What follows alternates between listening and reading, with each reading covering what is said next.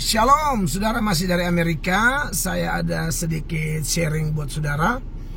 Bertolak dari gambar di depan. Iya, saudara lihat di sana itu ada satu billboard ya untuk film Mormon Wives ya, The Secret Life of Mormon Wives.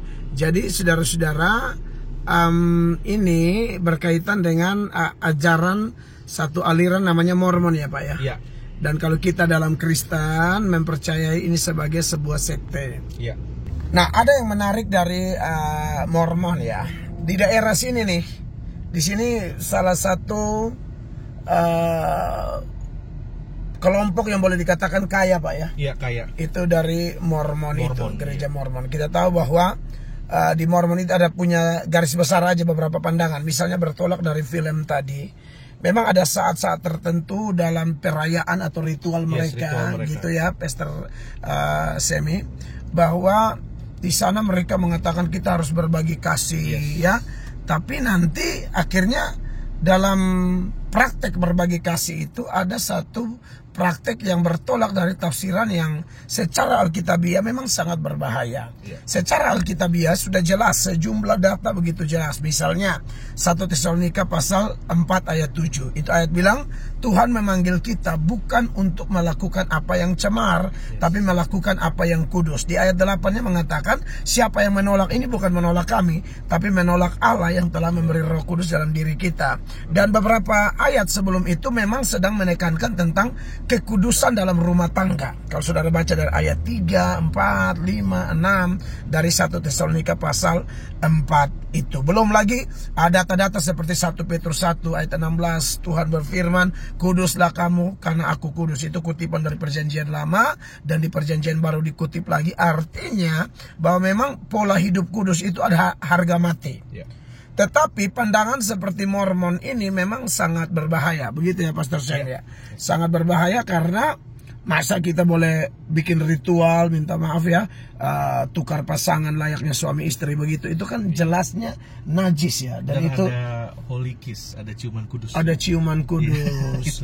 Itu dalam ritual mereka ya, gitu ya. Dalam salah satu ritual mereka. Ya, jadi Pastor Semi sebagai seorang pendeta yang sudah lama di Amerika, beliau tentu mempunyai informasi yang lebih valid seputaran praktek dari Mormon ini. Tapi memang mereka kuat di finansial ya, Pastor ya. Kuat di finansial. Salah satu pejabatnya di zaman siapa? Biden itu. Di zaman Biden, juga sebelum Trump yang pertama. Iya. Sebelum Trump yang pertama itu ada ya. Iya. Memang kalau di zaman Trump mereka begitu pasti dipangkas ya. Iya. Karena Trump tuh tahu ya mana yang betul-betul pegang firman dan mana yang tidak ya. Memang ada orang-orang yang kadang-kadang tidak sepakat dengan Trump karena ngomongannya kelihatan seperti tegas, ada juga kadang-kadang kasar gitu kan. Jadi orang selalu mengukur, iya tetapi dia kasar bla bla. Ya kalau dia kasar dan itu berdosa itu urusan dia sama Allah. Tetapi maksud saya bahwa Trump ini justru memperjuangkan kebenaran. Pastor, ada yang saya lupa. Sempat saya dengar bahwa yang pencetus legal aborsi itu hari pertama Trump dilantik meninggal. Iya, jadi hari pertama waktu dia udah bertugas di office itu, ada 10 agenda yang beliau memang share, bagikan ke masyarakat, ke rakyat Amerika.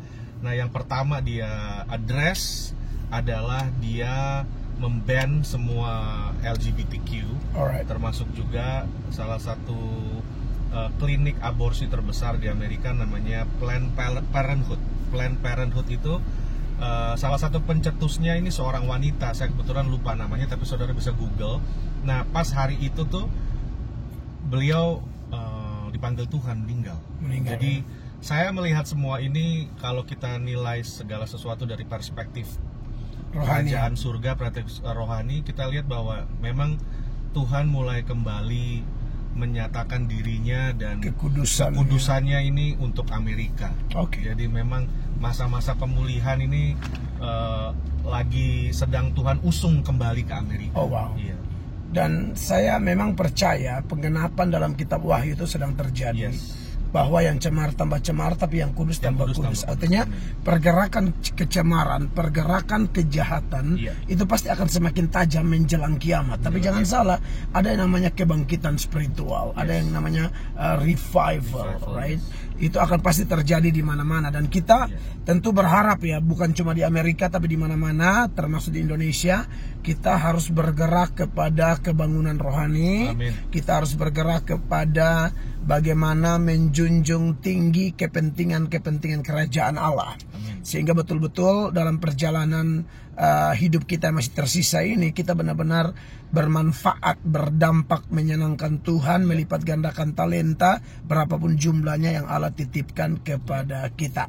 Nah, Pastor, kembali kepada Mormon tadi ya, yang saya dengar informasi bahwa bicara tentang Mormon tadi, itu ternyata di gereja Mormon di sini cukup besar ya? Besar ya? Di LA sini, di downtown? Di LA sini ya, ada di daerah Beverly Hills, Los Angeles itu. Nama jalannya Santa Monica Boulevard. Itu ada salah satu gerejanya yang cukup terbesar. Itu memang dia memakai lampu lah ya istilahnya. Malam itu dia yang paling terang dan tidak pernah mati 24 jam. Sudah mulai tahun berapa kira-kira Pastor? Itu sejak awal dibangun mereka menjalankan program itu karena mereka punya satu prinsip bahwa jika akhir zaman itu tiba dan dimana kekacauan terjadi, pasti akan terjadi juga mati kegelapan.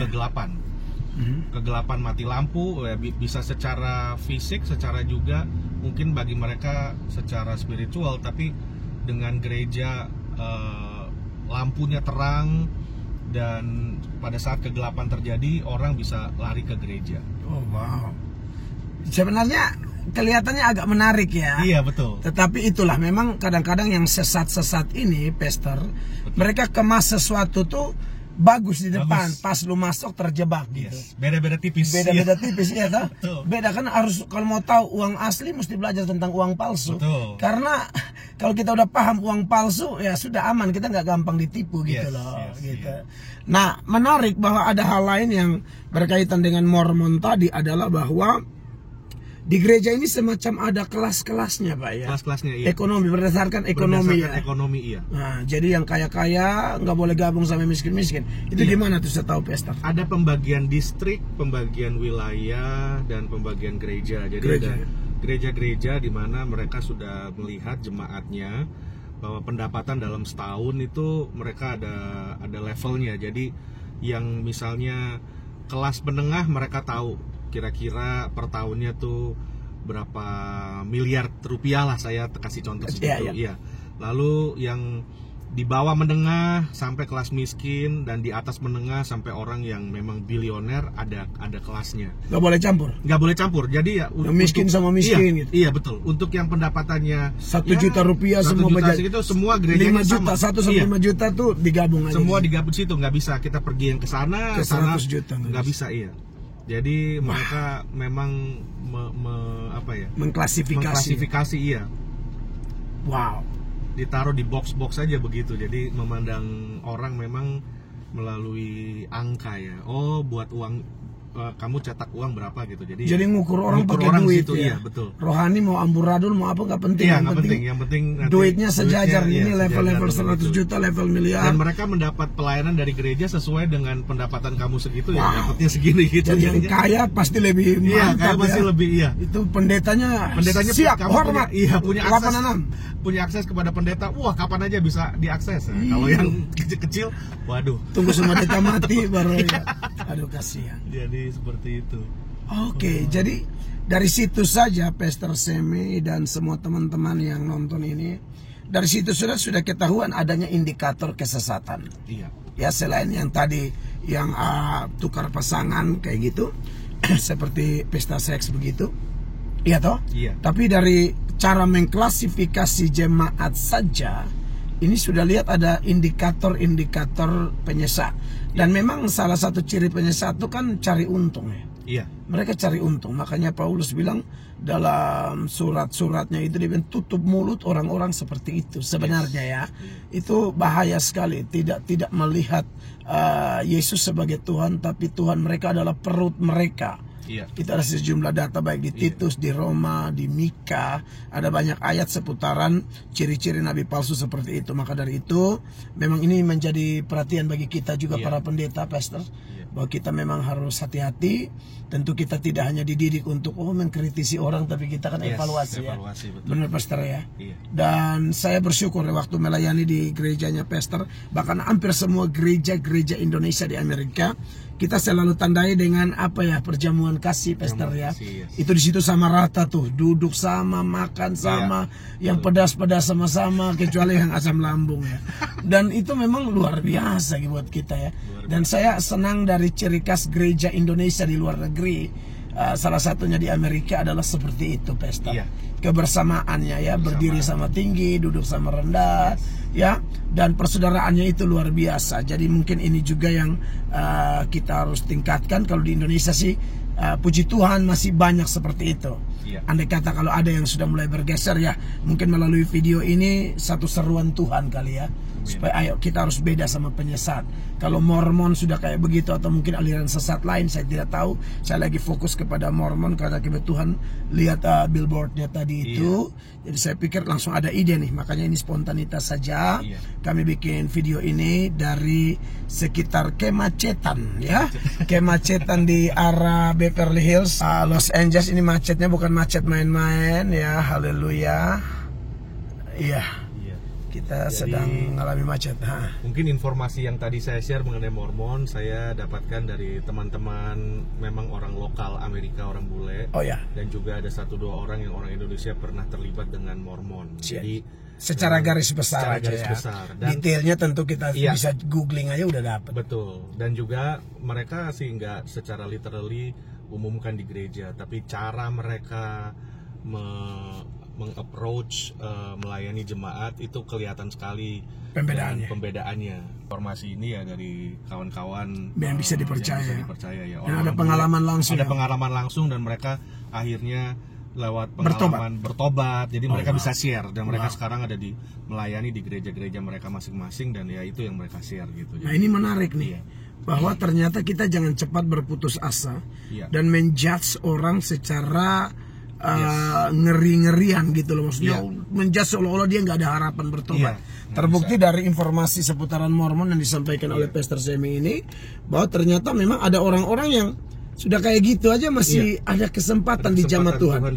Betul, jamaah Tuhan. Jadi kita nggak tahu nih teman-teman kita yang sudah tersesat dengan aliran tertentu, atau mungkin termasuk yang sudah pindah agama sekalipun. Kita jangan berhenti mendoakan mereka. Amin, betul. Makanya saya sama istri anak-anak, Pak. Mana ini istri saya ada saksi, beliau sudah istirahat. Saya ajar istri anak kami berdoa. Dan dalam doa itu kami juga doa buat mereka. Jujur aja, salah satu yang saya doakan mereka yang disaksi Yehova Mormon itu saya doakan. Siapa tahu Tuhan memang mereka orang pilihan Allah tapi sedang tersesat. Mereka bisa dipanggil pulang oleh Tuhan, seperti kesaksian Pastor Semi tadi, di mana orang-orang yang dipulihkan setelah terjebak dengan perangkap Mormon ini ternyata Tuhan masih bisa pulihkan. Jadi tidak ada kata menyerah ya. Mungkin kalau kita ngomong untuk beberapa waktu mereka sudah tidak dengar. Tapi beda sama kuasa doa. Beda sama kuasa doa. Kuasa doa itu luar biasa. Jadi memang harus tetap kita doakan ya. Iya, ini dia USA. Jadi jam-jam begini jam pulang kantor ini. Jam pulang kantor, Pak. Iya. Ini macet banget kalau di California, khususnya di Los Angeles ya. Jam 4 sore, jam-jam pulang macet. Ini barat punya nih. San Vicente Boulevard, mendekati daerah UCLA. UCLA, come on. Memasuki daerah Beverly, ya. Beverly ya. Itu Beverly itu yang memang perumahannya orang-orang kaya. Dulu kita masih ingat tahun berapa film Beverly Hills tuh. Betul. Drama. Betul. Walaupun kita tidak mengerti bahasa Inggris, tapi waktu itu kita nonton. Kita tidak hafal cerita, hanya hafal orang-orang. Yang penting kita nonton. Kalau hafal cerita sih pasti tidak, karena bahasa Inggris kita kan kaki kepala. Betul, betul. Hanya orang-orang yang sudah mendidik anak baik-baik saja yang bisa bahasa Inggris ya. Kalau kita lebih ke bahasa isyarat. Bahasa isyarat. Gitu ya. Jadi kalau alur cerita nggak ngerti, tapi kita tanda ini ya si tampan ini ya. Jadi memang sama kalau kita kayak baca buku tulisan Inggris ada gambar, kita lihat gambar. Iya, lihat gambar saja.